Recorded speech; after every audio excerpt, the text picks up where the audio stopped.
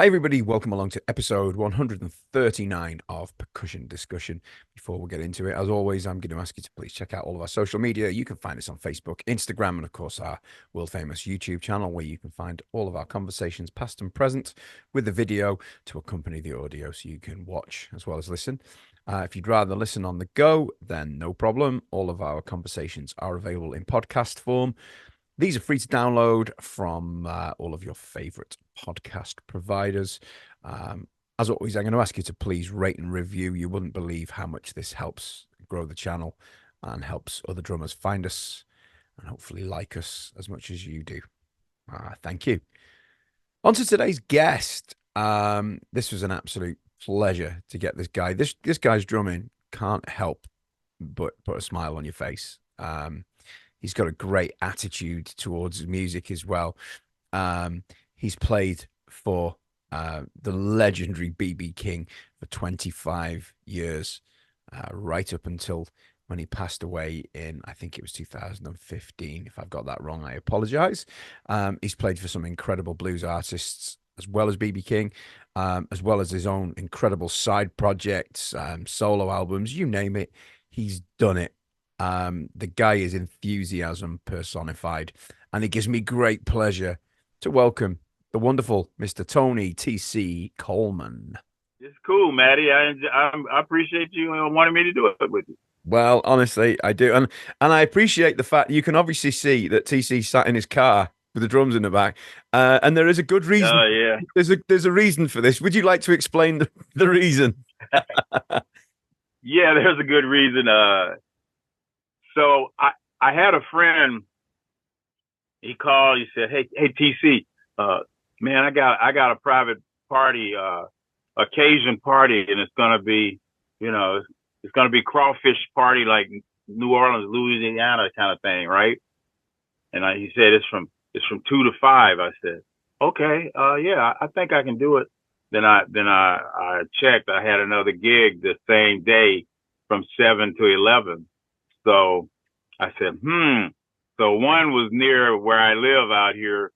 And so I went and set up some drums kit there that morning, went into Portland, which is an hour and a half away, and put the drums, just stuck them in the back, my other kit in the back, and went and set up, played that, got done, 5:15, hurry up and got over. And since the drums were already there, I got there at like 6:45. So, Wow, cool. So that's because of the love of playing drums. You do stuff like this. You never lose it, do you? You never lose that. Well, you never should lose it.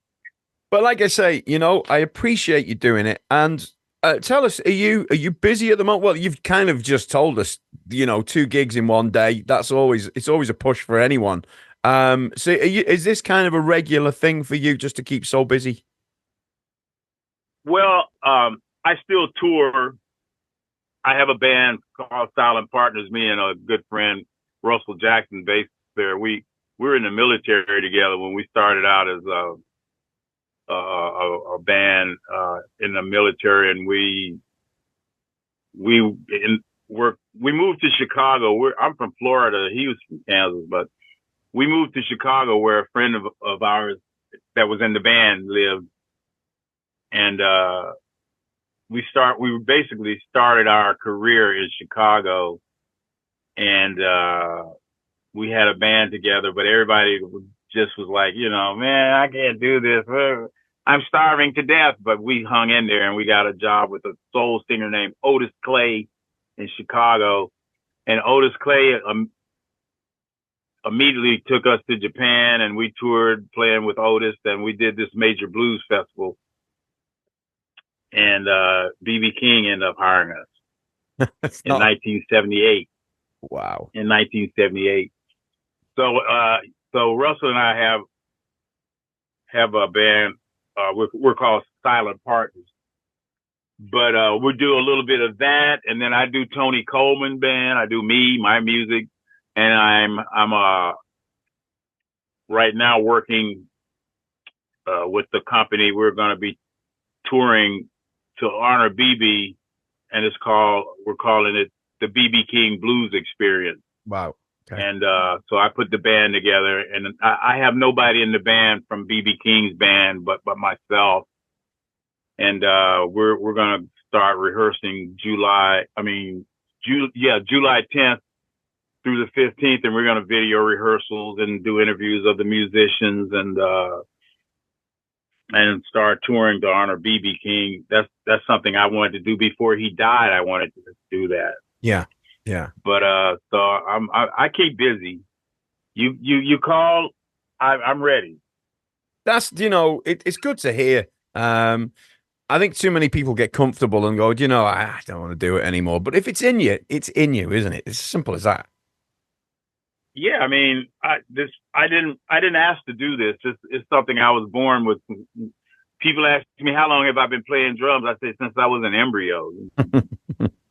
Yeah. Oh. I've seen several interviews where someone would ask a musician, so what made you want to play music?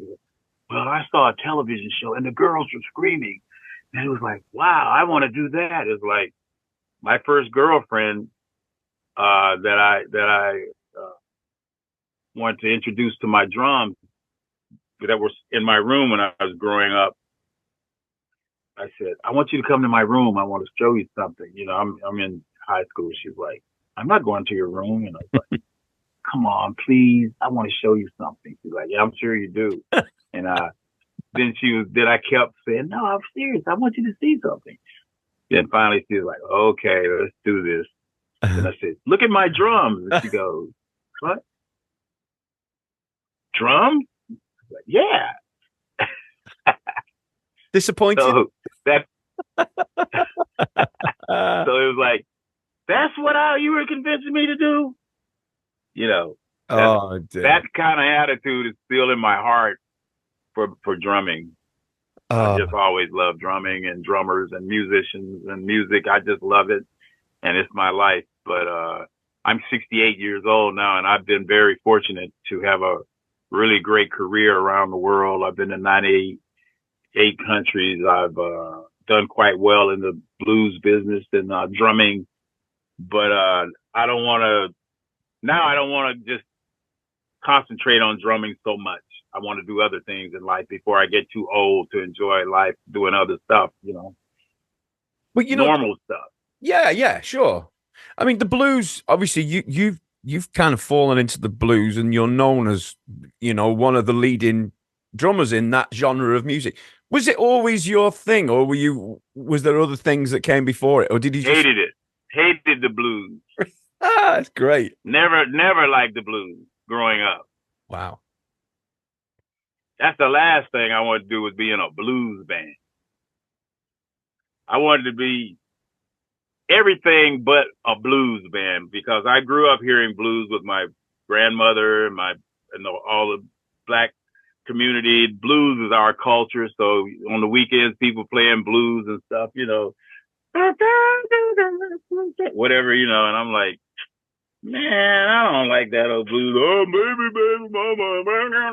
I'm like, I hate that stuff because blues music for me as a young black man in America, it represented to me black people that were afraid of white people because of racism and all that stuff when I was growing up, the civil rights struggles of the race issues, can't believe we still talking about that kind of stuff today. It's so ridiculous. But anyway, so every time I think of blues, I thought of some old black guy. Yes, sir, boss man. Yes, sir, scared for his life. And to me, it seemed, even as a young kid, it seemed like ridiculous. And I hated it. So I like James Brown, Sam and Dave, and I like the Beatles. I mean, I like Led Zeppelin. I like Black Sabbath. I like rock. I like pop. Oh, the Lisa Brown. I like everything. And my grandmother played country music, but I wanted to be a drummer, period. But I damn sure did not want to be in a blues band. Funny how things turn out, right? Yeah. So I'm guessing Have you ever learned to appreciate it more as you've gone along, or have you kind of just gone, well, it's working, it's paying the bills, I keep doing it, and BB King's kind of the top of the tree, wasn't he? Let's be honest. There was that was it. That was the pinnacle, right? Yeah, but BB and I fell out BB let me go 5 times. I wouldn't say I was fired, but he would give me the option, like, son, if you don't like what I want you to do, you can always go home. I go, all right, I'm out of here. Bye. But BB was from that old school, that the Black American culture of, just keep your mouth shut. Don't say anything if you don't like something. That's how he grew up. He saw some terrible things, but he was trying to, I'm a young, ambitious young man, a young black man, and BB wasn't accustomed to that, and I was just very sure of myself. But when you're really ambitious and you have confidence in yourself, it comes off being pretty arrogant and aggressive. People look down on it, but they don't understand, man, this is somebody that's really ready to do the best, It's like a thin line between confidence and arrogance, Yeah, it's like an enthusiastic young puppy ready to go and exactly. Yeah. But he loved me, and he taught me a lot, and I loved him, and I taught him a lot. But no, BB. I'm getting louder now. I get it passionate about what I'm feeling. But playing blues, Bobby Blue Bland, BB King, Albert King. But I played with Bobby Blue Bland and BB King back and forth a lot. But Bobby Blue Bland is the one that really used to just talk to me more like, and BB and Bobby Bland knew my dad very well. My dad was the MC at the Apollo Theater. Wow. He created a dance called the Mashed Potatoes with James Brown. And he was a famous disc jockey. So being the MC and being a famous disc jockey, musicians like bow down to that, because back in those days, you needed the disc jockey to like you, But when they found out that my dad was who he was, oh man, they stayed on my ass. So, and when you joined a BB's band, for example, did you notice your playing changing? Did he kind of mold you to what he wanted you to be, or was it a joint absolutely thing? He did.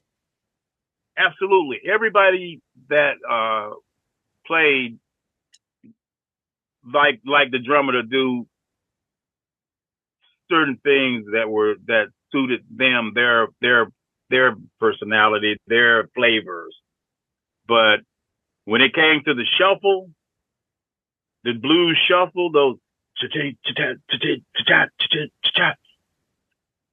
those guys, all of them liked it to be like a train coming down the track, and consistent pulse with that shuffle, that double shuffle. But you had to always have a backbeat on the shuffle on 2 and 4.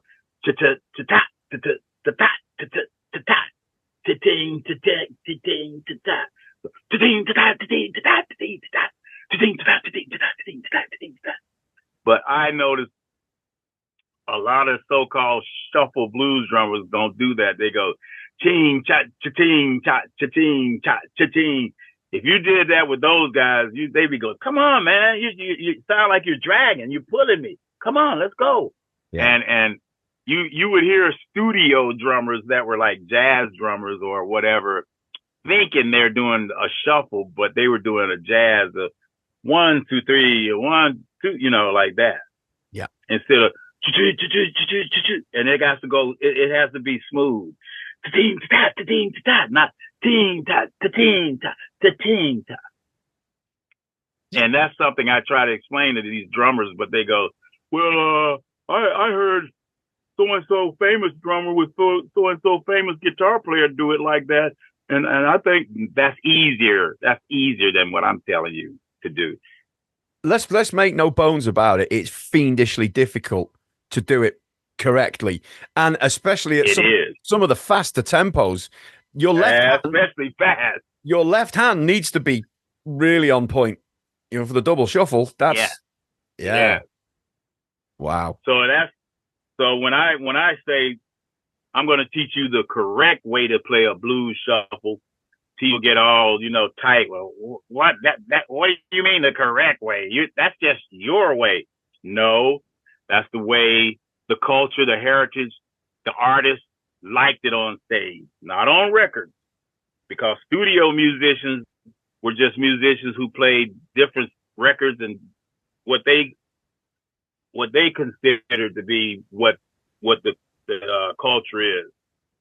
They weren't, so they weren't rooted in it like we are.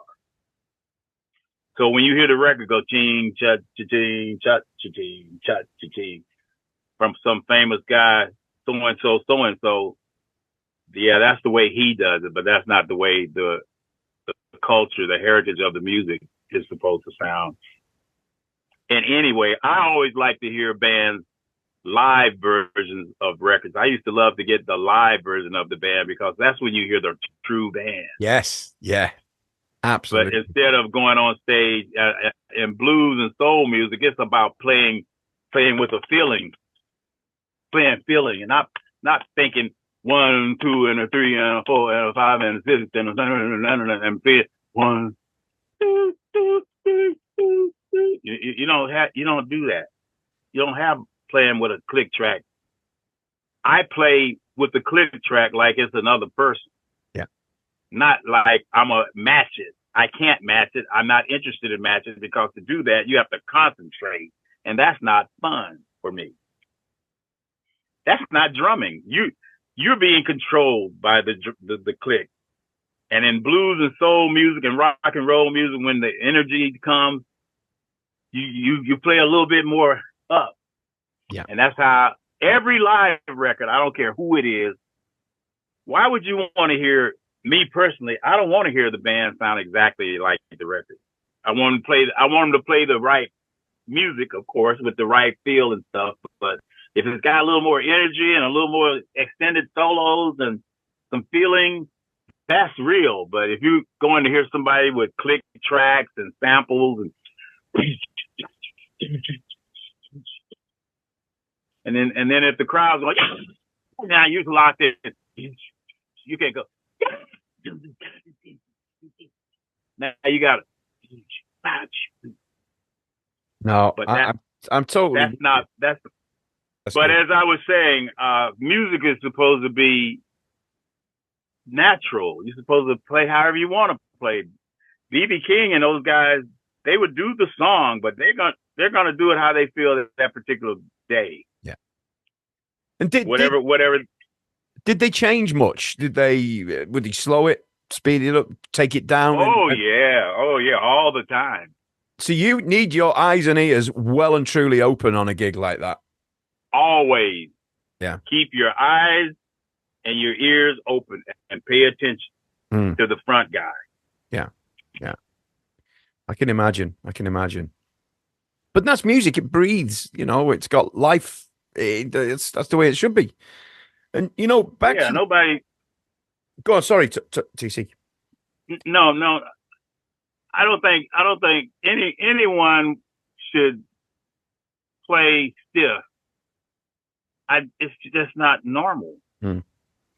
It's like your heartbeat. Your heartbeat is not. You'd hyperventilate like that. It's got to flow. Boom, boom, boom, boom, boom, boom, boom, boom. It's not. Sure. It's got to be natural. And that's where you put the heart and soul and the feeling in what you're doing. Yeah. Whatever you're playing. Yeah. And I think to play blues, and to do it well, you've got to be pretty dedicated, because you can play the same thing for a long time and it needs to stay the same. Do you know what I'm saying? Yeah. So you could be sitting on the same groove for quite a long time, and it's got to retain that feel and bounce and And that's a challenge, I think. You know, you got to be well schooled to do that, I think. Oh yeah, I mean, if you listen to groove music and stuff like James Brown, really James Brown is he's seriously the godfather of feeling. I mean, because these guys are playing repetition, but they stick on their part and play it like very disciplined about being consistent. Yeah. And don't change. Like if you listen to any of those musicians, it's like what we used to call, like when I was growing up as a kid, they had the old washing machine to go, and you know it go, and the musicians would say, "Give me the washing machine effect, man. Come on, I don't feel the washing machine, you know." So you gotta play.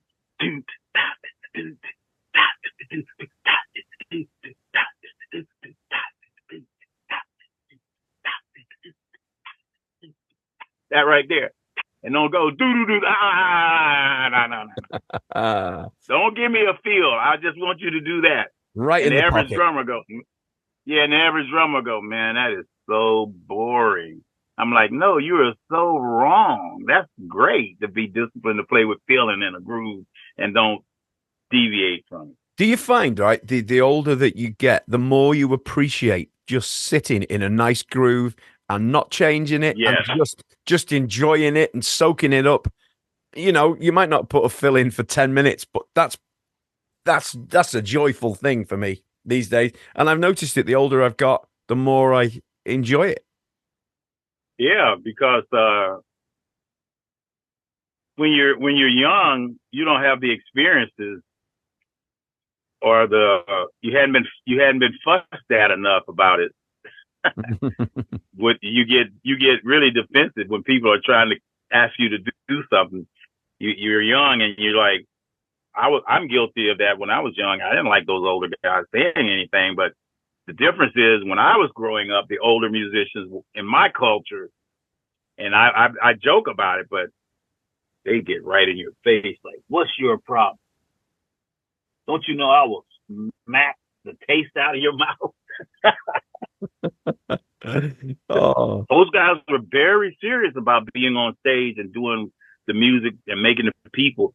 It's, you know, I always think of jazz being more about being like introverted. It's about yourself.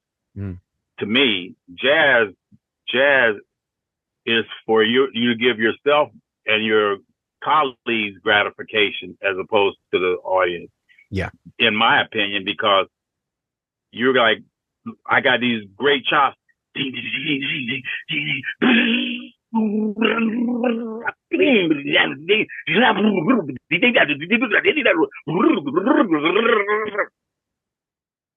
you're going after the gig, man, that was a bad feel you did. That chop, yeah, I've been practicing that, man. I've been waiting for the right time to do it. Yeah, that was great. Yeah, I was pretty good on that, wasn't I? Yeah, man.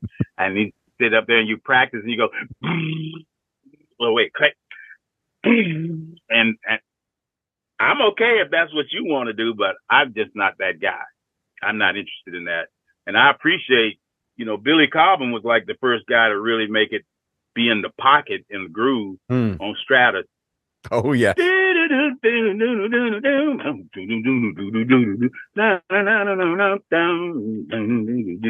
Wait for it.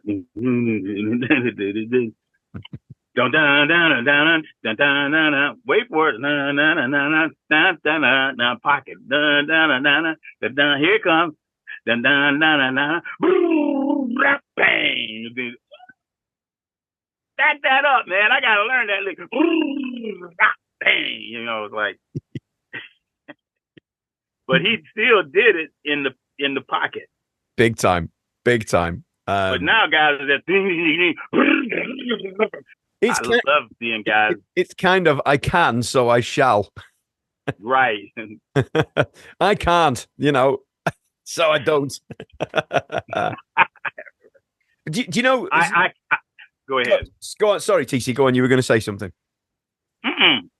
Go ahead. There's a thing I've noticed about your playing, and it's something I really like. I mean, you create a joyful feel, whatever it is. It always kind of makes you, it could be the saddest blues tune, but you still feel good about it from the pocket and the feel, and the drums sound good. But you do a lot of unison stuff with your hands, which is so difficult. You'll play the da, da, da, da, da, da, both hands at the same time without flams. And I've tried it and I fail every time. And you do it dynamically. And I'm guessing that comes from the double shuffle, because if you can do that and without the notes clashing and stepping on each other's toes, I guess the fills are similar, right? Yes. Feels, in my opinion, again, feels supposed to be what it sounds like, not FILL. Feels supposed to be FEELS. Feels. Mm. That's what I was joking when I did the Drumeo my first Drumeo video. I was asked, "So Tony, with BB, did you guys use click tracks and click tracks with BB King?" I said, "Man, the only click you hear in a blues band is somebody's pistol click. Mess up again, I'm gonna show you a click." No, I mean, I think people take this stuff way too serious.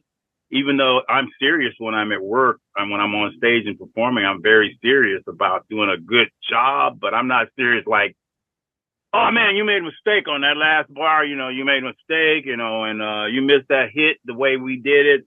It's like, okay, and it's gone. Who cares? The audience doesn't know about all that crap. That's just your ego going, "I had this special little beat, and you went and it wasn't my beat." Well, the audience didn't seem to mind it, and they were happy. So why are you unhappy? I didn't play your egotistical, do exactly the way I want to do it. James Brown, you're going to find me now? I can't do that kind of stuff. I did it, but not anymore. I'm too old to be told what to do like that.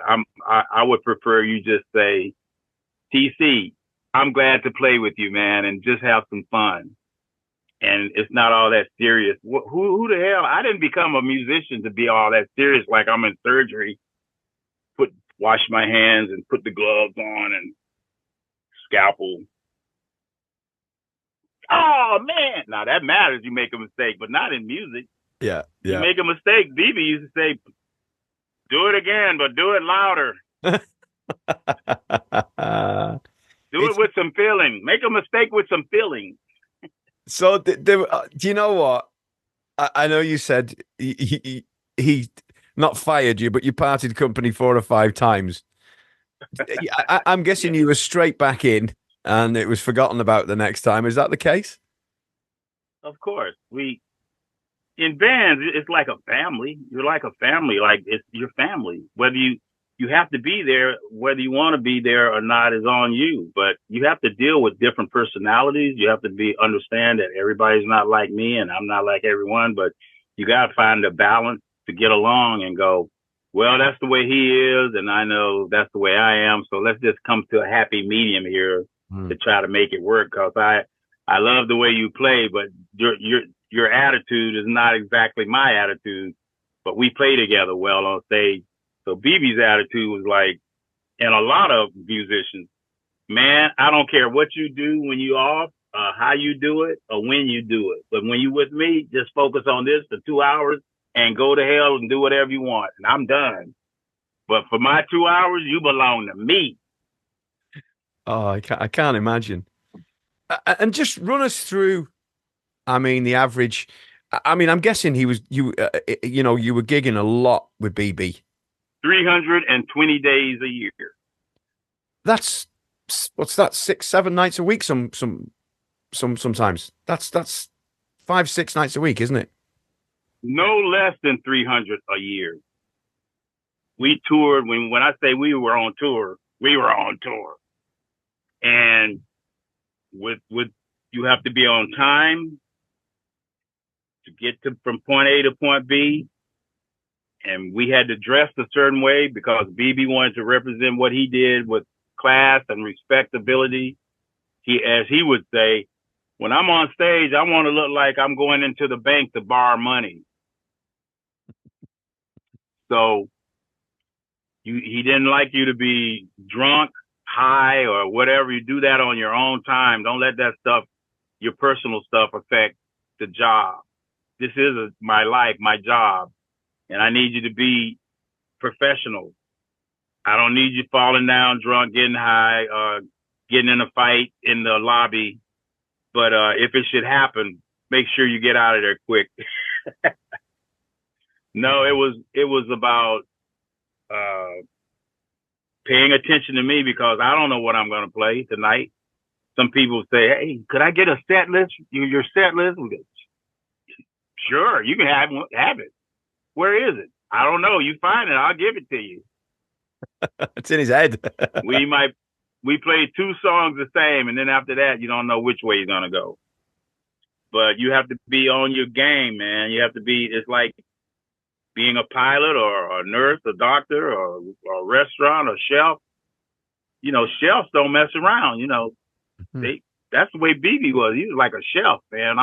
You messing up my recipe, son.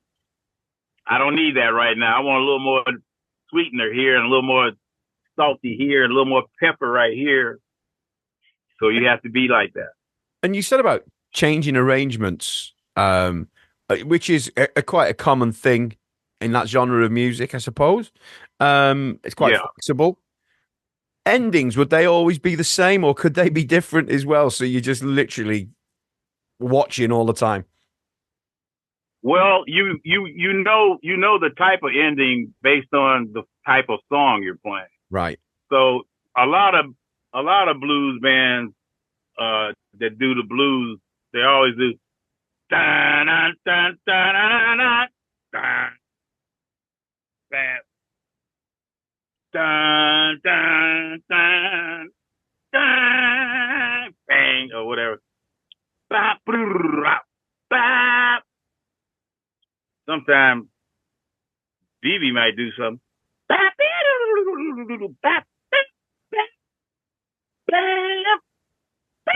You have to keep your eyes on. You don't know where he's gonna go. And so would you have to try. Would he actually gesture with his guitar, or was it a head nod or a? You could tell by his movement. If you watch any BB King video, and you'll see, like even on some slow stuff, if he goes boom boom boom boom boom boom boom, and people play ting ting ting pop slow blues, or they'll go chee cha chee chee cha chee chee.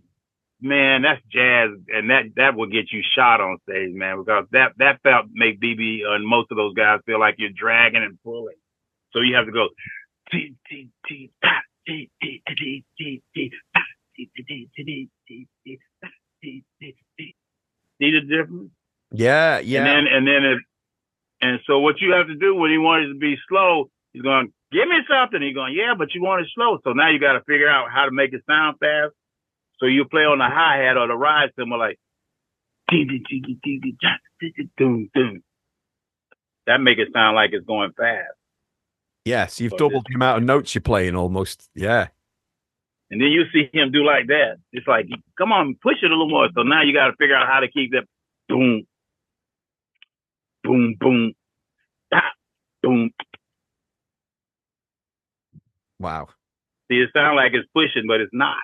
So he wanted energy, whether it was the slowest or the fastest song. It was all about energy and that feel. Yeah. Yeah. What an amazing. And that's what he loved about me. He liked that fact that I had energy. I wasn't drunk. I was solid as a rock. He know I'm going to be right there. I'm going to catch him. When he fall or whatever, I'm right there. Oh, a great insight. Honestly, it's so nice to hear that, TC. So thank you for sharing all that. Oh, you're welcome. Amazing. Yeah. Amazing. So let's go. You mentioned the military before. Was that Were you playing? Were you a musician in the military, or No, I was in a artillery unit. right? They had the big guns, the big tanks. You know, I was in 1st and 7th Field Artillery at Fort Riley, Kansas, Junction City, Kansas, Fort Riley, Kansas. And I was in the Big Red One. The 1st Infantry Division was the unit I started out in. The Big Red One. Be first. They're the first ones to go. I enjoyed being in the military. I love military stuff when you see people marching in unison. I mean, like you said, chop, chop, chop, chop, chop. When I see these military guys chop, chop, together, and in your country, when you guys, who's calling me? One moment. That's fine. I'll let it go. Don't you worry. I can't see anything. It's not changed, so it looks the same to me. So can you still hear me? Yeah, loud and clear. So when you over in England and Great Britain, you guys have the celebration of the Queen when the celebration. What do you call it? Oh, oh gosh. Well, the king now. You know, yeah, the Queen there's so many. Is it Trooping the Colour? What is it called? There's Trooping the Colour, which I think is it for the king's birthday? When you see all the soldiers, the marching, there's so many different events that they do it for. There's changes. Well, name them so I can tell you what I'm trying to say. Oh gosh, you're speaking to the wrong one, TC. I don't know my. There's Trooping the Colour. Well, the pageantry of it. Yeah.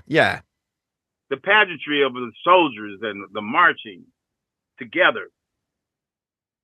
And I like that because that takes discipline, but you also have to feel what you're doing. You can't think all the time. You have to know when those guys are marching together like that, they are also feeling their cadence.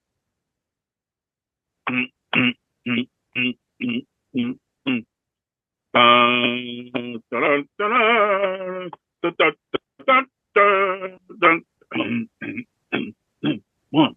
You don't even have to count. You're not counting. 2, 3, 4, 2. No, you feel it. That's like I like that. That's because everybody's feeling together. Oh, it's like a machine when it goes, isn't it? It's something. Yeah, that's beautiful to see people be able to do that. So, through your kind of military career, you still managed to play regularly. You said you met I forget the chap's name now. The guy you're in, Russell Jackson, the bass player. Russell Jackson, that's the guy. So you managed to play. Were you managing to gig through your time in the military then? Oh yeah. We had a band together, and we would challenge the local band in the town, the Junction City, the township next to Fort Riley, Kansas. On the bass, we would jam, and then we put the band together, and we would play on off post, and we played around Kansas. And I had an aunt and an uncle. My uncle was on the Negro League, the Black American Baseball League, that are just now today beginning to get their stats honored because their records haven't been broken by the Major League Baseball. But they're now honoring those stats. And my uncle was on the Negro League on the Kansas City Monarchs. He was a baseball player, so we would go to Kansas City, and I would visit my great uncle there and my aunt. And they also would have, after they played a baseball game during the day, then the early evenings, they would have parties at his house. And all of those great jazz players from Kansas City was their friends, like Charlie Parker and, Count Basie, Duke Ellington, all those great musicians that were in those bands would be at their house. Now, me as a young black man, young black kid, that didn't mean nothing to me. Satchel Paige, I met Mr. Satchel Paige. At that particular time, I was like, what's the big deal? What is, you know? Then when I got older and understand my culture and my history, then I'm going, like today, I go, wow, I actually remember shaking Mr. Satchel Paige's hand. And Charlie Parker and those people, those musicians that played in the band. And I'm like, man, I met those people and didn't realize the importance of who they were. That's why history is so important. Mm. And so nowadays, you know, like Florida, where I'm from, they don't even want you to teach Black history and the history.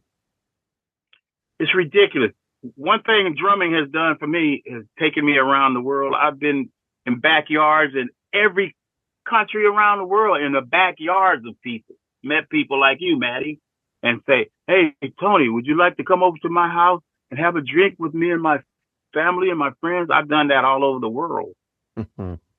In different countries. Yeah. I never go to the hotel and just stay in the Western hotels and order a $50 hamburger and drink a $10 Coke, you know, and go sit at the bar and at the pool and look at the girls. And well, I looked at the girls, but but I mean, I always wanted to go to the township outside of the commercial areas and go to a restaurant, a mom and pop's restaurant, go up in the mountains in Italy where they make the pasta with their fingers by hand and cook food and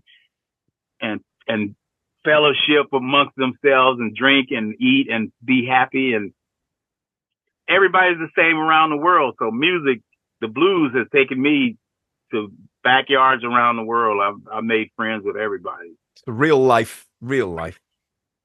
Yeah. Ah. Tell me, did you get over to the UK much, TC? Yes. Oh, yes. Because of the UK, I learned how to do equestrian. Really? Oh. I did equestrian when I was much younger and thinner. Wow. Because we played at the Hammersmith Odeon one time, the first time I came to the UK. Mm-hmm. And we were staying at the hotel called the Cunard International Hotel. And where my room was, it was about 3 floors off the street. And one morning I had my window open and I heard cluck, cluck, cluck. And those horse, you know, kind of cantering. And I looked out the window and I saw the bobbies on the horses. Oh, yeah, yeah. And I was like, man, that looks so cool. And then I used to watch equestrian when they jump over the hurdles. You know? And I said, one day I want to do that. And I went and learned how to do it. Wow. That's quite a change from playing the drums, right? Yeah. The first day of my lesson, and by the way, Sally Zildjian Teague, who is the daughter of Bob Zildjian, yeah, Fabian Cymbals. Yes, yeah. She's into equestrian, and I met her when I lived in Canada. She was working in Vancouver at a drum shop, and she does equestrian. And to this very day, she still has horses and stuff. And we talk about when I learned how to ride up in Canada, in Vancouver, when I was living in Vancouver, Canada, illegally. I was an illegal alien.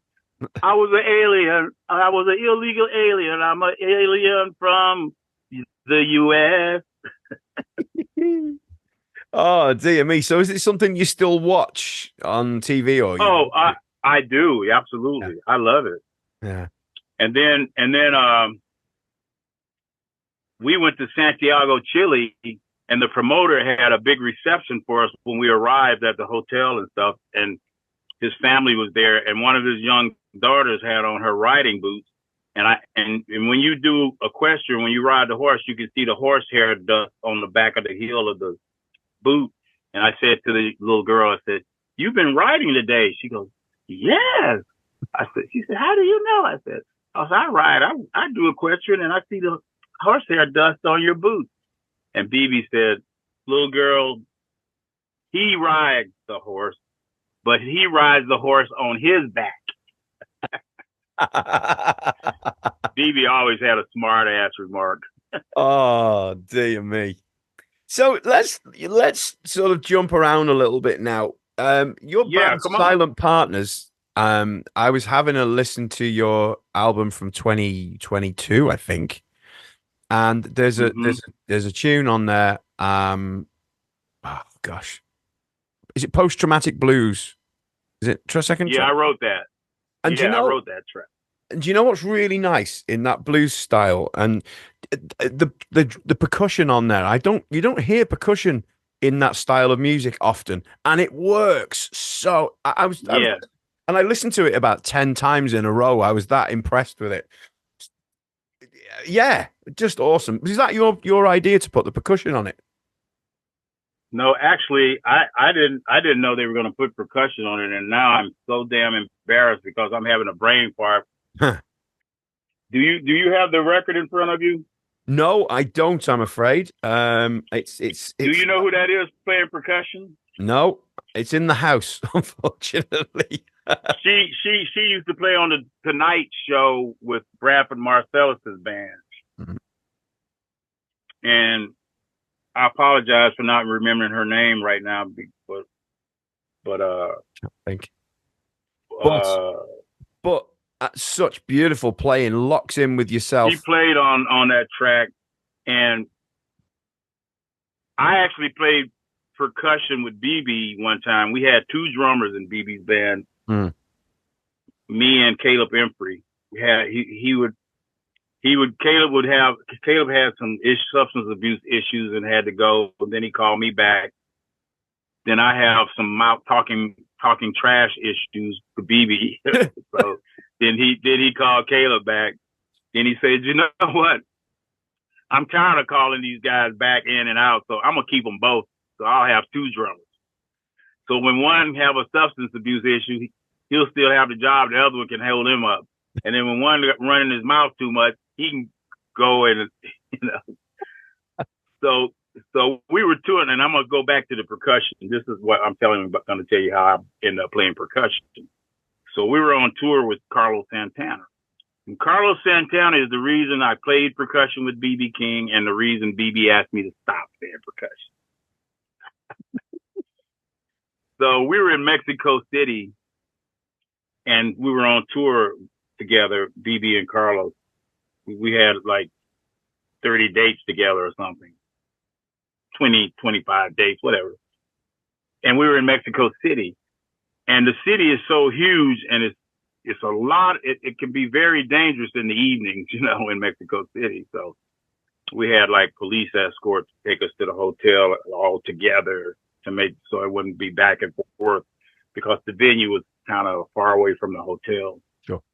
So BB had to stay around and watch. Usually we play and then Carlos plays and then BB will get in his bus and go to the hotel. But but this particular day he had to stay and wait for Carlos to finish so we can all caravan to the hotel. So BB was going to sit in with Carlos, which they always did, but this time he sat in and they went into Soul Sacrifice. Doom, doom, doom, doom, doom, doom, doom, doom. Bah, bah, bah, bah, bah, bah, and all that drumming and that percussion. And BB was up there and all that percussion was going. He was like, wow. So then the next gig, we flew to New York and I was sitting in the hotel lobby. We were sitting in the lobby waiting for the tour manager to bring our room keys. And I'm sitting there in the lobby and I feel something touch my earlobe like a little bug. And I go like that. And it's BB. How you doing, son? I was like, man, what's up? Then he said, I want you to do something. Then he reaches in his wallet, pull out his credit card.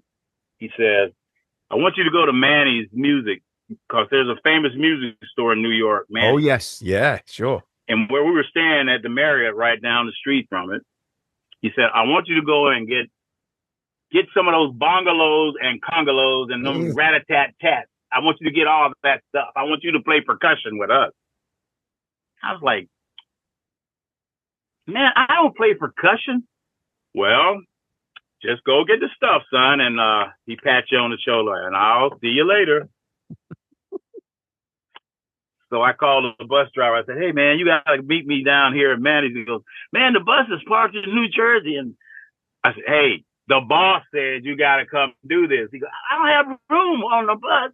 The trucks aren't going to be here for another 2 days. That's not my problem, man. So I get timbales, congas, bongos, shakers, and, you know, all the little effects and stuff. And I got a nice little setup of percussion. And I'm going like, man, this is going to suck. Because I'm not that good on percussion. I'm a concussionist. So I'm not a percussion. I'm a concussion. So now we moved the drum kit and I set up the percussion. And BB's, and we're out there with Carlos Santana and Carl Piazza and Raul are just blazing, you know. And I'm up there like, I look like big old Michael Jackson. I got first aid tape on my fingers. My hands are on fire. I don't know how to do it. And I'm playing timbales, and then on the slow stuff, bam, bam, bam, bam, bam. I'm just going. It sucks. It's not working, but BB likes it. So I said, are you sure you want to do this? Yeah, son, I like it. So I'm, oh man, now I'm playing timbales, but most of it's on the slow stuff. I'm just going. So we're doing it, and Caleb sometimes would just not keep the tempo going. So now BB's, come on. You know, he wants that tempo there, but he's not getting what he wants from Caleb. So now he says, Tony Coleman, and I think every other day he called me in the dressing room for something. He said, me and Caleb, you guys are not locking in, and I don't get that energy. What he doesn't have is my kick drum, my snare, and my hat. Now it's Caleb's just not consistent like that I was, and that's just the fact. But so he said, well, Coleman, I need you to help keep it going, son. So now I get a remote hi hat. So I'm playing the hi hat. Yeah. BB's like, so because I play in it. Yeah. I don't play. Then he's going, where's the drive? Now I got a ride cymbal. I can see where this is going. Now I got some crashes. And when we toured with the Nelva Brothers, Herman Ernest, the drummer with the Nelva Brothers, said, hey, Tony, you got an almost drum kit. Why don't you just put a kick drum up there? So we're playing with Carlos, and I'm doing all this stuff, and I'm like, man, I suck so bad. And then Carl and Raul are like, Tony, you sounding great, man. I said, bull crap, I'm not. They said, but you got to take that tape off your fingers because you got to build up some calluses, man. And you're playing too hard, and we'll show you some stuff. And so Carl and Raul from Carlos, man, would show me some stuff, how to play. And I was beginning to get it. It's a whole nother way of thinking, though, you know. Oh, yeah, yeah. There's a whole nother technique to that. Percussion is hard, man. So The Thrill Is Gone is the last song. It's just like, we're going home. That thrill is gone. Thank you. And we go, right? So when the thrill is gone is when BB goes, so Caleb was like out of gas. So it was like, now it's like kind of loping along. So this particular day, BB said, ladies and gentlemen, I got a special guest I want to bring out. He's been with us out here. We're going to bring Carlos Santana out. Come on, son, let's play. And then Carlos is like, BB's like, what do you want to play, son? And Carlos said, let's play a shuffle. I'd like to do a shuffle. BB said, all right, let's do a shuffle. Count it where you want it. So obviously Carlos wanted to be up. Yeah. So Carlos was like, 1, 2, 3, 4, and it should be like,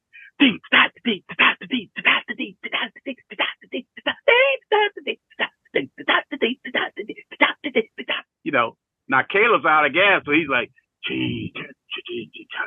and BB's going, come on, son, come on. And I'm up there with the hi-hat going, and trying to hit the ride cymbal, ding, ding, ding, ding. And BB's like, come on, come on. He got it. Then he turns around and he points at me and goes, like, go over there and play. Wow. So I was like, you want me to go? Yeah, go, son, go over there and play. Kick Caleb off the kid. Because now BB's a little upset. You know, he Carlos is up there and he wants the band to be on fire. You know, he wants it to happen. So I go, give me the stick, get out of the way. And Carlos is like, yeah. And the band is like, yeah, Tony Coleman's back on the drums, yeah. Caleb's all droopy drawers, and Tony's got that energy. We're back. Band is happy, and BB's happy. Then after the show, BB's assistant said, Tony Coleman, the boss want to see you. And I go in the dressing room. BB said, yeah, son, that's what's missing. Now, why haven't you been giving me that? Because I'm not on the drums, man. That's why. He goes, well, when we get back, get the drums back. So Carlos is the reason I played and the reason I stopped. So that was the end of the concussion career. Yeah. Oh, just phenomenal. Do you know what? You've got such an amazing story, TC, and I'm sure we could go on for probably another 6 hours and not cover everything. Yeah, we could.